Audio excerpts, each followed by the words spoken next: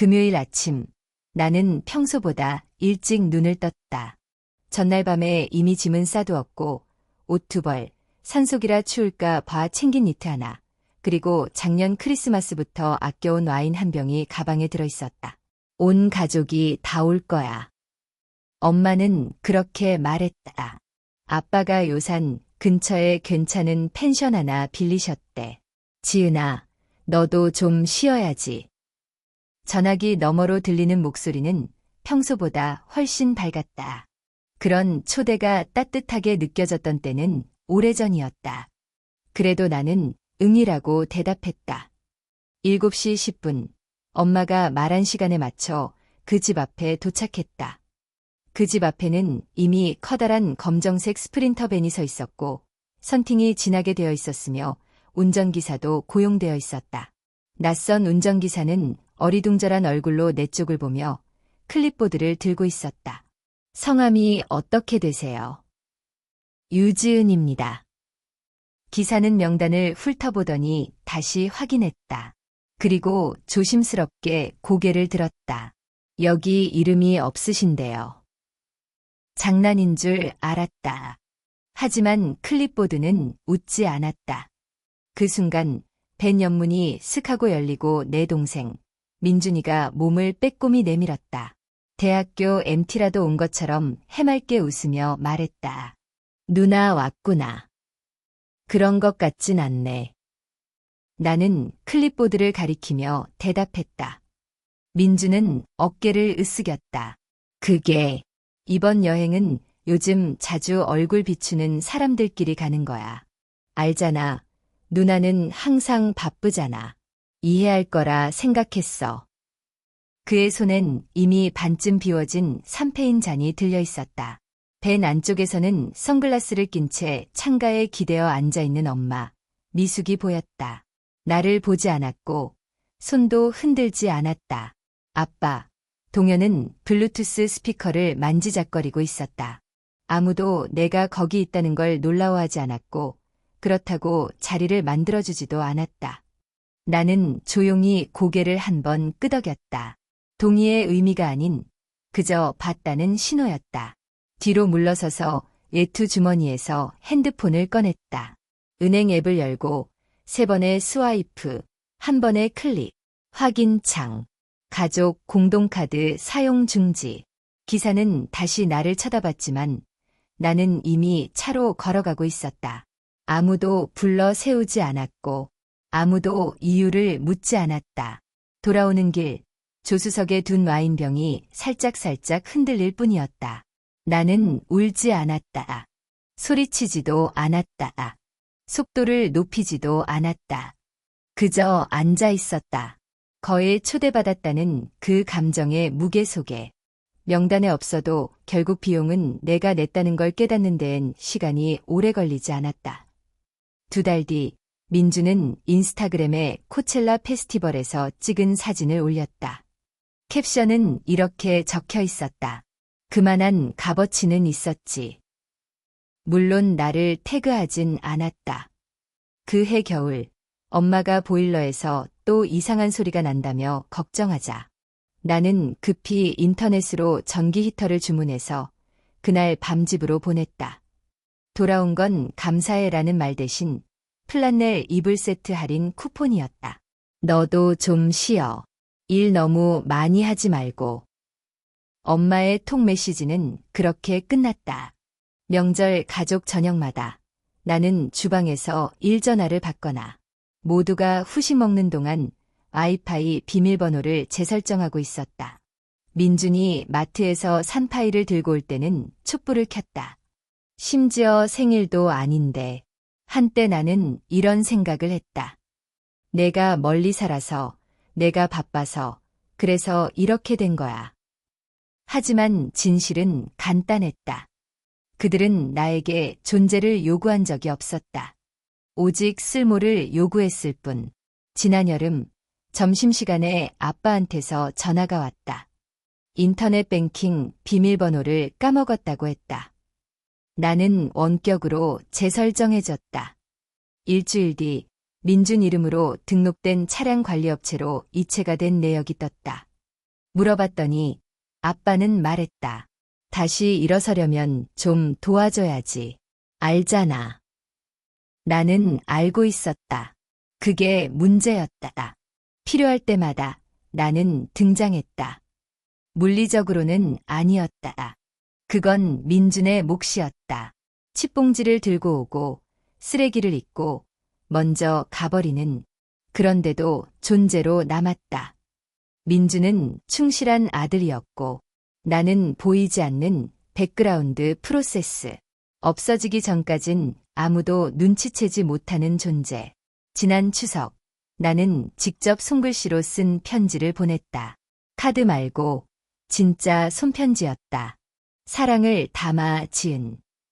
거실 벽난로 위에 그 카드는 놓이지 않았다. 대신 단체 사진이 올라왔다. 민준이 칼을 들어 트로피처럼 들고 있었고 아빠는 그 옆에서 어깨를 감싸 안고 있었다. 엄마는 두 볼이 붉게 물든 채 웃고 있었다. 누군가 필터를 씌워 테이블 전체를 금빛으로 반짝이게 만들었고 사진 한 켠, 구석에 빈 의자 하나가 보였다. 그 의자 등받이에 걸쳐진 스웨터. 그건 작년에 내가 두고 온 것이었다. 그들은 물리적으로 내 자리를 지워버린 것이다. 그런데도 나는 계속 지불했다. 한 달 더, 한 번 더, 한 고요한 기여 하나 더. 그들이 요구해서가 아니라 도와주지 않는 게 배신처럼 느껴졌기 때문에. 그리고 어쩌면 계속 응이라고 말하면 언젠가는 나를 봐줄지도 모른다고 생각했던 것 같다. 그들은 그러지 않았다. 전화는 정오도 되기 전에 시작됐다. 처음엔 엄마였다. 목소리는 높고 갈라져 있었다. 지은아, 예약이 이상해. 카드가 안 돼. 혹시 무슨 설정 바꾼 거 있니? 그 다음은 아빠. 걱정이라기보단 짜증 섞인 어조였다. 좀 고쳐줄래? 우리 지금 프런트 데스크에서 바보처럼 서 있어. 나는 받지 않았다. 곧이어 문자들이 몰려왔다. 다들 급하게, 겹쳐서. 민주는 사진을 보냈다. 엄마와 함께 롯지 앞에서 엄지를 아래로 내리고 있는 셀카. 캡션은 이랬다. 가족 여행 조기 종료. 어떤 사람들은 절대 놓아주질 못하지. 맥락도 설명도 없었다. 오로지 암시. 나는 단체 채팅방을 음소거했다. 그 대신 자스민에게 전화를 걸었다. 그녀는 예전 직장 동료였고 현재는 보안 컨설턴트. 몇 달에 한 번씩 커피를 마시며 안부를 나누는 사이였다. 마지막으로 봤을 땐 그녀의 이모 유산 정리 문제를 도와줬다. 그녀는 그때 이렇게 말했었다. 나중에 꼭 보답할게. 혹시 내 이름으로 뭔가 이상한 일 생긴 건 없는지 확인해줘. 나는 말했다. 별 기대는 하지 않았다. 자동 갱신 구독 정도? 아니면 어딘가에 중복된 계정. 하지만 자스민은 철저했다. 이틀 뒤, 그녀는 암호화된 폴더를 보내왔다. 폴더 안에는 3주 전 작성된 신용카드 신청서가 있었다. 내 이름, 생년월일, 주민등록번호, 주소는 민준이 살고 있는 곳으로 되어 있었다. 내 퇴직연금 계좌에 낯선 기기에서의 로그인 시도가 있었고 기기 위치는 카터가 아닌 유씨 가족 집이었다. 건강보험공단 고객센터에 남겨진 녹취 파일. 엄마가 내 목소리를 흉내내며 전화한 내용이었다. 우편 주소를 바꾸고 부양가족으로 유민준을 추가하려고 했다. 그 차가움은 갑자기 들이닥치지 않았다. 천천히 스며들었다. 문이 살짝 열린 채 찬바람이 서서히 방 안을 덮을 때처럼. 이젠 돈 문제가 아니었다. 허락의 문제였고 그들은 내가 모를 거라고 너무 쉽게 가정했다. 더 끔찍한 건 알고도 아무 말도 안 할 거라고 믿었다는 것. 그날 밤 불 꺼진 내 오피스텔 안. 노트북 화면만이 유일한 불빛이었고 주방 조리대 위에는 아직도 열지 않은 와인병이 그대로 놓여 있었다. 필요 없었다. 이미 가슴 한가운데에 날카로움이 자리 잡고 있었으니까. 민주는 내게서 빌려간 500만 원을 한 번도 갚지 않았고, 아빠는 내 명의로 결제를 슬쩍 넘겼다. 엄마는 나인 척 전화를 걸었고, 나는 그런 사람들에게 직접 파일을 사갔다. 수년간 나는 모든 일에 실수였을지도라는 여지를 줬다. 스트레스 때문일 수도 있겠지. 물어보려다 깜빡했을 수도. 혹시 헷갈렸나. 하지만 서명이 선명했고, 날짜는 정확히 맞았고, 거래는 우연이 아니었다. 반복이었다. 나는 아무 말도 하지 않았다. 문자도, 연락도, 설명도 없었다. 그저 노트북 화면을 바라보며 무거운 침묵을 꾹 눌러앉혔다. 그들이 나를 악역으로 몰고 싶다면 그렇게 해도 좋았다. 하지만 나는 복수가 아니라 증거에 관심이 있었다. 쉬운 것부터 시작했다. 은행 이체 내역의 스크린샷들, 내가 승인하지 않은 금액들, 14만 원, 7만 8천 원, 하나하나는 눈에 띄지 않을 수 있었지만 쌓이고 나면 무시당한 시간만큼의 무게가 됐다. 다음은 카카오페이와 송금 앱 로그. 민준이 여자친구에게 보낸 50만 원. 메모엔 펜션비라고 적혀 있었다. 내가 초대받지 못한 그 주말의 펜션. 그는 나에게 그 주에 월세가 부족하다고 했었다. 이메일 기록을 열었다. 세금 신고 프로그램에서 온 경고 알림도 있었다. 알 수 없는 IP에서 내 계정에 접근 시도. 가족 카드를 정지한 지 이틀 후 새벽 3시 14분 다시 보험공단 녹취를 재생했다. 자스민이 깔끔하게 클립해서 보낸 오디오 파일. 나는 그걸 한 번, 두 번, 그리고 3번 들었다. 엄마의 목소리, 차분하고 상냥하게 보안 질문에 아무 망설임 없이 답했다. 네, 그게 제 생년월일이에요. 네, 가족 한 명을 추가하려고요. 이름은 유민준입니다. 목소리엔 단 한 줄의 떨림도 없었다.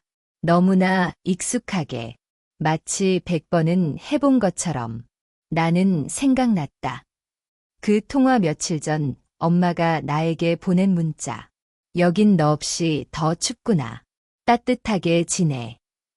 그 말은 어쩌면 진심이었을지도. 내가 생각한 방식은 아니었지만 나는 모든 파일을 정리하기 시작했다. 데스크탑 한켠에 가족의 비용이라는 이름의 폴더를 만들었다.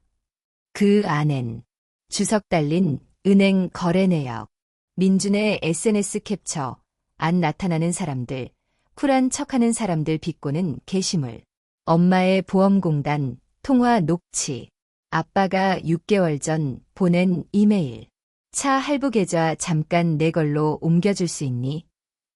엄마한테는 말하지 마. 괜히 걱정하니까. 아빠는 그렇게 썼었다. 그리고 마지막 파일, 추석 단체 사진, 식탁을 둘러싼 가족들이 웃고 있었다. 내 자리는 비어 있었다. 내가 택배로 보낸 파이는 박스도 안 뜯은 채 테이블 끝에 놓여 있었다. 구석에는 사촌 브리트니 아니 은서가, 민준이가 한 말에 깔깔 웃고 있었다. 그녀는 예전부터 사람들 앞에서 내가 혼날 때 웃곤 했다. 지금도 마찬가지였다. 나는 그 사진을 다른 사진들보다 오래 바라봤다. 더 아파서가 아니라 더는 놀랍지 않아서. 어떤 슬픔은 잃은 것에서 오는 게 아니다. 처음부터 없었던 걸 드디어 보게 될 때 찾아온다. 나는 무언가를 잃어서 슬픈 게 아니었다. 가지고 있다고 믿어온 것이 허상이었음을 인정하는 슬픔이었다. 폴더는 2군데에 백업했다. 클라우드 하나, 책상 밑에 테이프로 붙여놓은 USB 하나, 그리고 자스민과 변호사에게 BCC로 보냈다. 메일 제목은 단 3글자. WFC. 와트 패밀리 코스츠. 이걸 당장 누구에게 보낼 생각은 없었다. 하지만 머릿속에만 담아두고 싶지는 않았다. 수년 동안. 너 너무 예민해. 항상 그렇게 받아들이니까 문제야. 이런 말들에 눌려 살아오다 보면 현실 감각이 흐려진다. 그 폴더는 현실 그 자체였다. 나는 사과가 필요하지 않았다. 이해받고 싶지도 않았다. 그저 증거가 필요했다. 내가 미친 게 아니라는 증거. 내가 상상한 게 아니라는 증거. 다음 날 아침, 커버 페이지를 출력했다. 굵은 검은 글씨로 적힌 3단어. 가족의 비용. 그걸 봉투에 넣어 현관 거울 밑에 밀어 넣었다. 그들을 위한 게 아니었다. 나를 위한 것이었다. 다음번에 또 내 자신을 의심하게 될 때 바로 거기에서 답을 찾기 위해 초대장은 수요일 아침에 발송했다. 메일 제목, 가족 재정, 15분. 설명은 없었다. 단지 링크 하나, 시간 하나. 금요일 저녁 7시. 엄마는 엄지 이모티콘 하나를 보냈다. 아빠는 역시 어른이네. 고맙다 라고 답했다. 민주는 아무 말도 없었다. 6시 58분. 나는 부엌 테이블에 앉아 있었다.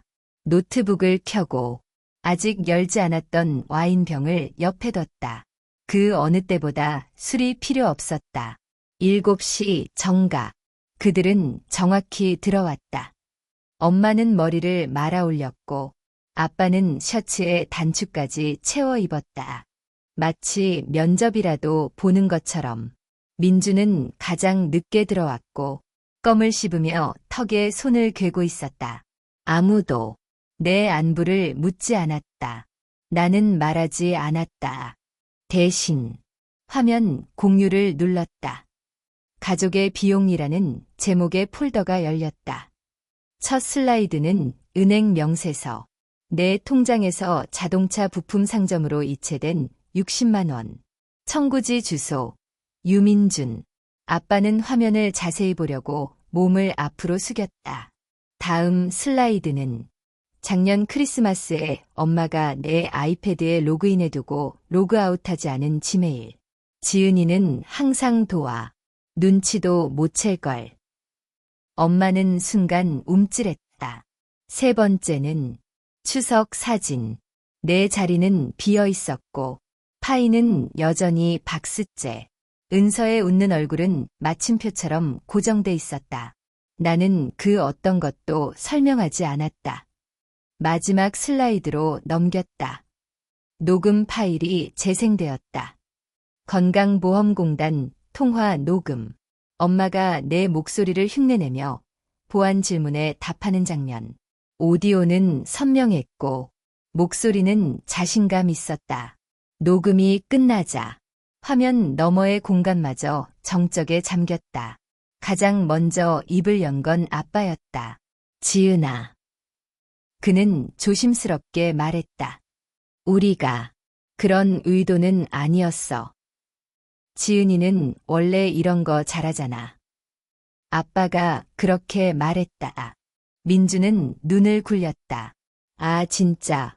고작 고지서 몇 개 때문에 가족을 산산조각 내는 거야.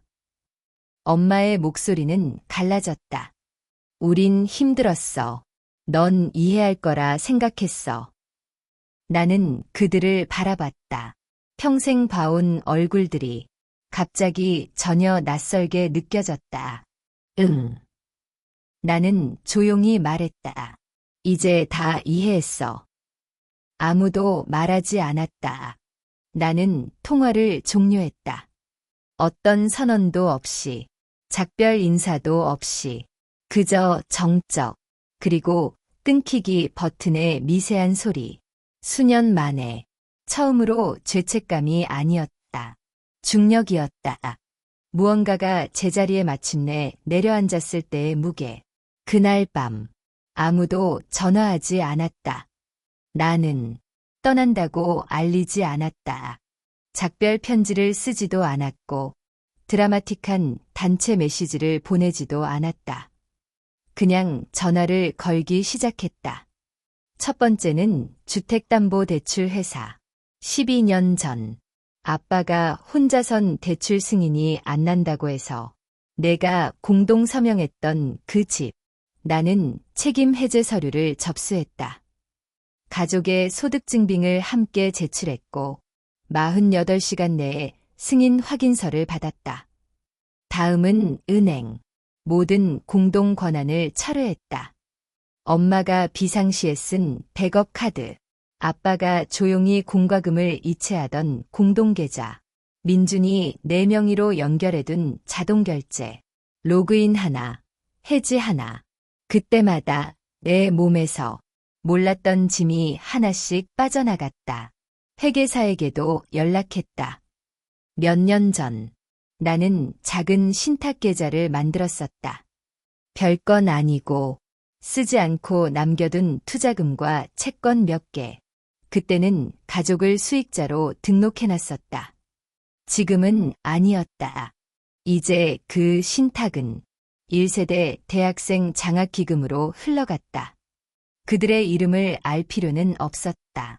내 가족이 아니라는 것만 알면 됐다. 그 다음 주 나는 이사했다. 멀진 않았지만 충분히 멀었다.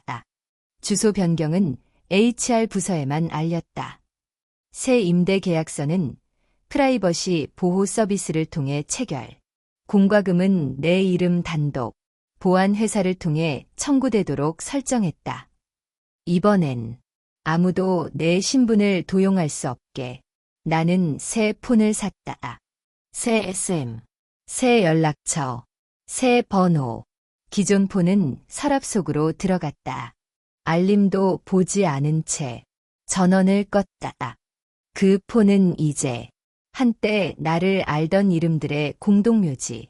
하지만 더 이상 나를 찾을 수 없는, 이건 복수가 아니었다. 그들이 고통받길 바란 것도 아니고 어디 갔는지 궁금해하길 바라지도 않았다. 그저 더 이상 연결되고 싶지 않았다. 그들은 나를 조용하고 안정적이고 항상 존재하는 인프라로 다뤘다. 이젠 아니었다. 내가 보낸 단 하나의 편지, 가족 집주인에게 해제 서류와 체납 내역 사본을 동봉해서 내용은 단 한 줄. 본 계약에서 저를 제외해 주시기 바랍니다. 저는 더 이상 책임이 없습니다. 그는 전화를 걸어 확인했다. 놀란 듯한 목소리였다. 항상 지은 씨가 자청했다고 들었는데요. 나는 딱 한 번 웃었다.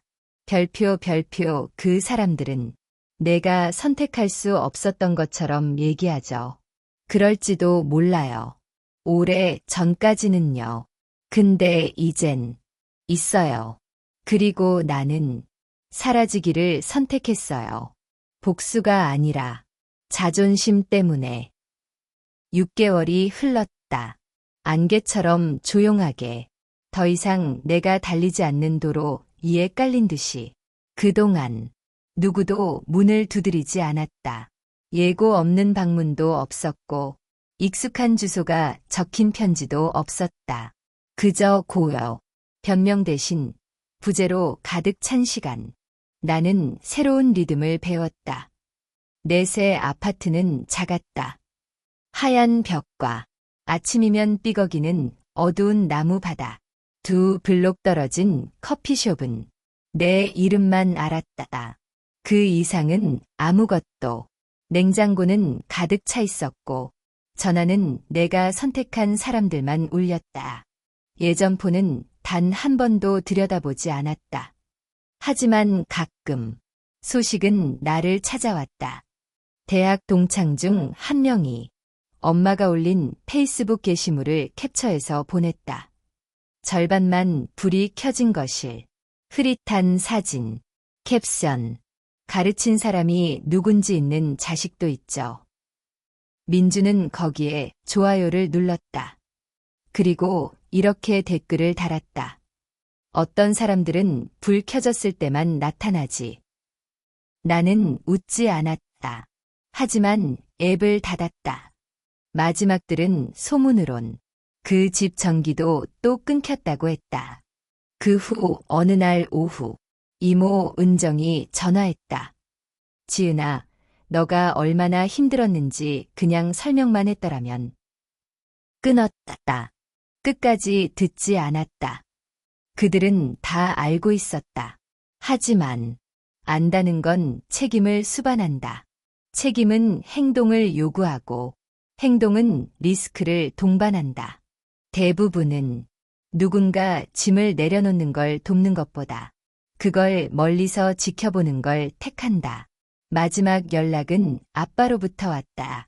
삐뚤빼뚤한 파란색 펜 글씨가 담긴 봉투, 3장짜리 편지, 가문이 어쩌고, 핏줄이 어쩌고, 가족을 다시 이어야 한다는 간청. 나는 한 번 찢었다. 그리고 또, 결국 조각들을 5개의 빈 봉투에 나눠 담았다. 보낸 주소는 없었다. 며칠 뒤, 더 짧고 더 환한 편지가 도착했다. 이러다 후회할 거다. 너는 여전히 우리 딸이야. 그걸 좋아하든 싫어하든. 나는 마지막으로 단 한 문장짜리 답장을 보냈다. 굵은 글씨, 가운데 정렬. 나는 당신들의 딸이었던 적 없어. 그저 유용했을 뿐. 그 뒤로 아빠에게선 아무 소식도 없었다. 그 주 금요일, 새로 산 러그가 도착했다. 회색 바탕에 깔끔한 폰트, 장 보러 다녀오던 길에 현관 앞에 깔고 그 위를 조용히 지나쳤다. 러그엔 이렇게 쓰여 있었다. 비상구 아님. 그걸로 충분했다. 무슨 일이 있었는지 설명할 필요는 없다. 그들에게도 여기에도 어쩌면 내가 바로 그 사람이었을지도 모른다. 조용히 감당하고 계속 버텨주고 계속 나타났다가 어느 날 더는 나타나지 않은 사람. 그들은 여전히 왜인지 모를 수도 있다. 하지만 만약 이야기가 내가 한 번도 입 밖에 낸 적 없는 이야기처럼 느껴졌다면 그냥 신호 하나만 남겨. 그들이 한 번도 너에게 해준 적 없는 단어 하나, 점 하나, 날짜 하나, 아니면 아무것도. 가끔 침묵이 가장 큰 목소리다. 돌아갈 필요는 없어. 그저 우리가 알게 해줘. 내가 결국 여기까지 도착했다는 걸.